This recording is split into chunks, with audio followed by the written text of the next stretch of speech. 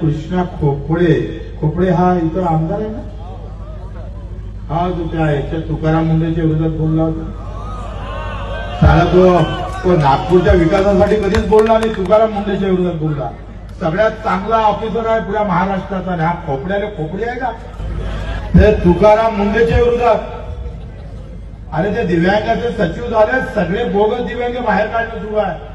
पण तुम्हाला माहित आहे, तो खोपड्याला माहित आहे, हे किती काही केलं तर शेवट एक नारा मारला आणि दुपट्टा टाकला का तुम्हाला करंट आलं आणि तुम्ही बटन दाबतात. कमळाशिवाय पर्याय नाही.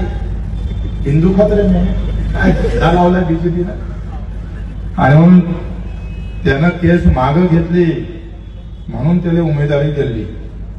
बरोबर आहे ना? काय बरं वाईट ते त्यांचं पाप पुण्य त्याला पाहत बसा.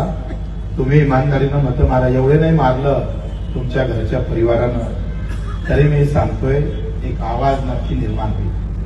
आवाजच करायचा आहे ना तुम्हाला.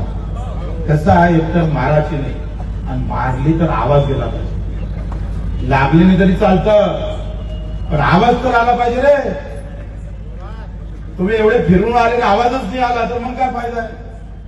आवाज आना चाहिए. आम्ही कसं जाम केलं.